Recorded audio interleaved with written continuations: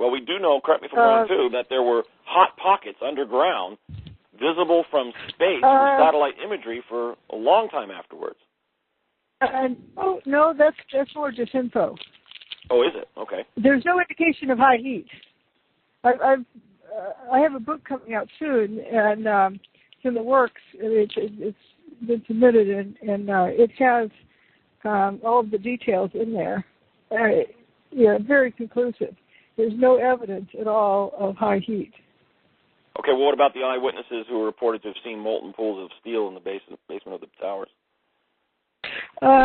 There's nobody who puts their name to that. It's all like hearsay and the power of suggestion. And it's not that people are deliberately lying either. People in an emergency situation, like you hear the police yell, "Get down on the ground, get down on the ground." Everybody gets down on the ground. They don't stop and ask why. They just do what they're told, and they assume it to be fact. They think of a herd of deer. One gets spooked, and they all go running, and they don't know why they're running. They're just running. In a danger situation, our instinct causes us to go with the herd. And people see things smoldering. Doctor, I can tell you one person who claims to have seen that. That was the head of the firm that was brought in to remove the material, which was the same firm that was brought in to remove Oklahoma City. Yeah. Mark I have a statement from him stating he has never said such a thing. Really? He has not. Yes. Okay. And he is. It's been distorted over time, and nobody takes ownership of those. It's a rumor that's been passed, and somebody claims someone said it, and it goes around in this big circle. Okay. And so it's. I have yet to know anyone who has, who's done more than just guesstimate or speculate that that's what it was. Are you familiar with William Rodriguez and his story? Yes, I am. Okay, because he claims that, of course, he was in the sub-basement. I forget which level of the sub-basement. Right. He also claims to have seen airplanes. He also claims what? I'm sorry. He's seen the airplanes hit he also claimed to see airplanes hit the towers. He claims he saw the airplanes hit the towers. I never heard him say that. I've heard him say he heard other explosions above after he heard massive explosions coming up from the footings of those central core cones a few seconds beforehand. You see what's going on is so much hearsay and around in circles about this person says this and that, and I don't deal with. All right, well, let's not deal with it. Let's deal with the photographic evidence. Right. What is it that you're saying then you believe happened to these towers? What happened to them, and what all evidence, it's irrefutable, that shows, is a new type of weapon that we've not seen before was used to destroy the towers. An energy weapon. After I calculate all of the various phenomena, I don't, look for an answer and then look for the evidence to support it. I just kept looking at the evidence, and that's an area of expertise of mine. I say that you keep looking at the evidence long enough, and it'll tell you exactly what happened.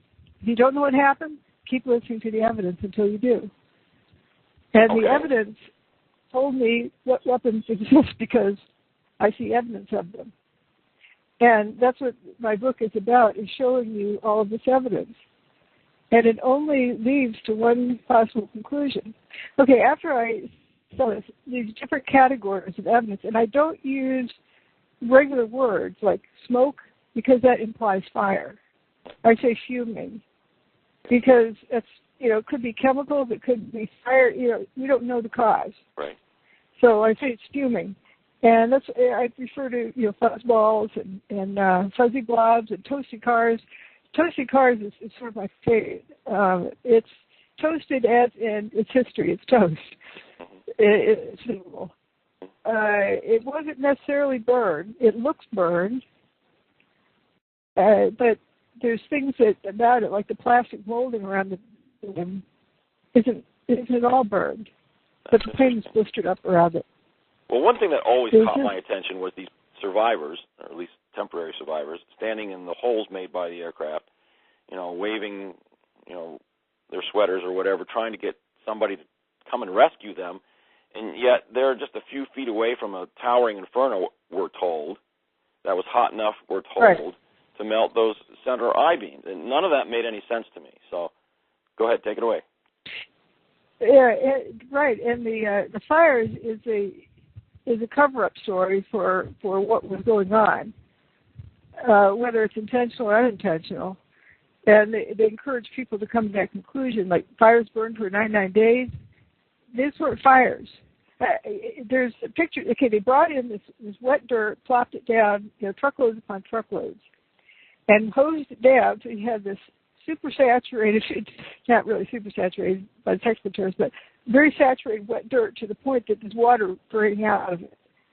Yet you still have fumes emerging from the wet dirt. Well, that would indicate a hot spot, wouldn't it? No, not necessarily. No, if you have a process that is continuing on, that's what it'll. That's all you can say. So you're saying there may have been a chemical reaction continuing that may or may not have been hot. Some kind of reaction. Okay. Right, and these weird fires, I call them. They look like fires, but they're not hot. There's evidence that they're not hot. You see firemen walking through this glowing orange stuff. Mm-hmm. They're not at all worried about their boots catching on fire or their pants catching on fire. When they could easily walk around it. You have photos of them walking through it? Yes. Whoa, I haven't seen those yet. I'd love to see that, but go ahead. And there's this glowing orange stuff. Some look like Cheetos. So I tend that's my generic for this glowing orange stuff. Cheetos, the snack food, sure, is orange. And so, like Cheeto cars, Cheeto fires, it's just orange stuff. Like you see these windows inside, this orange glow, but no smoke or anything appeared to be emerging from there. It's just glowing, like earth in a kiln. Okay.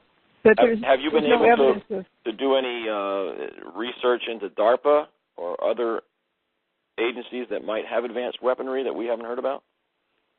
Well, we know they have, any place around the world, can have advanced weaponry.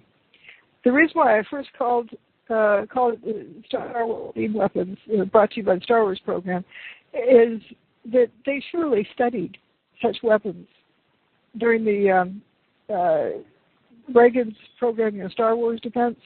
Mm-hmm. That they certainly studied such weapons. If they didn't have them, they know who does. Are you of the opinion that it's a particle beam or some sort of microwave or? No. See, you're fitting into a known. I tried real hard to. It may be those things, maybe not. But what it definitely involves is interference of different types of energy. I figured that out from some of the evidence. And okay, after I put together all these phenomena, I happened upon, and it came from looking at the South Tower, how the top tips. Mm-hmm. It looks like the building. After talking about all this molten metal nonsense, I've got pictures of firefighters walking through where supposedly these hot spots are. And if that were hot, then you get explosion. Now you started talking about the top of the tower was tilting away, and I thought you were going to make a point there. I sidestepped here about the molten metal, telling people, well, if it was hot, then you'd have steam explosions. That's what Chernobyl was caused by. Okay. Because water, when it expands, needs 1,600 times the volume. So when it turns from water into steam. And so when I was watching the top of Tower 2, I went, wait a minute, is there a similar process where solid matter, not water, but solid matter can turn into like building steam, the equivalent kind of thing? Mm-hmm. And then I went looking around the internet and I found things about cosmoses, where you can get some molecules being attracted to one another, you can get them to repel one another. And that's just what it looks like. The website I found that on was that of John Hutchison, a Canadian fellow who has, get this, replicated the work of Nikola Tesla. And this is all in every single one of the phenomena he has produced is what we saw at the WTC site. Wow.